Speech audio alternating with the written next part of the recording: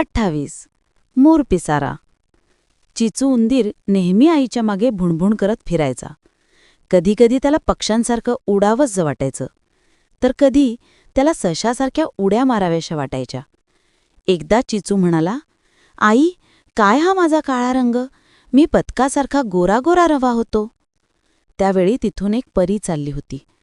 तिनं ते ऐकलं आणि त्याची गंमत पाहण्यासाठी ती एका झाडाच्या मागं लपून बसली.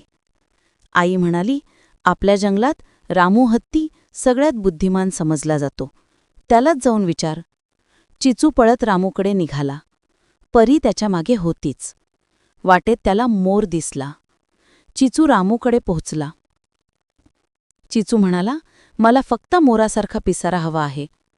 त्याची इच्छा ऐकून रामू हसू लागला.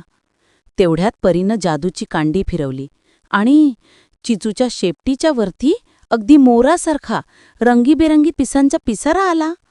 तो होता छोटाच, त्याच्या मापाचा, पण सुंदर. चिचूनं पिसारा पाहिला आणि एकदम खुश झाला. तो रामूलाही विसरला. आईला पिसारा दाखवण्यासाठी तो पळत पळत घरी निघाला. तो बिळापाशी आला. पळून पळून त्याला खूप भूक लागली होती. घाईघाईनं तो बिळात शिरू लागला. त्याच्या पिसाऱ्यामुळे त्याला आत शिरताच येईना. तो अडकला.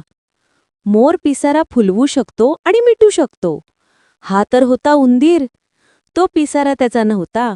तो मिटेना. चिचू वैतागला. तो उलटाहून आत जाऊ लागला, तर बीळ पूर्ण झाकलं गेलं. आत आई घाबरली. तिनं तोंडानं ढुशी देऊन त्याला बाहेर ढकललं, तर चिचू पडलाच. ती बाहेर आली. आईनं ढकलून पाडलं म्हणून चिचूला राग आला. तो आईवर चिडला. त्याला पाहून आईला हसूच फुटलं. ती आधी हसली आणि नंतर तिला काळजी वाटली. असा उंदीर कधी असतो का?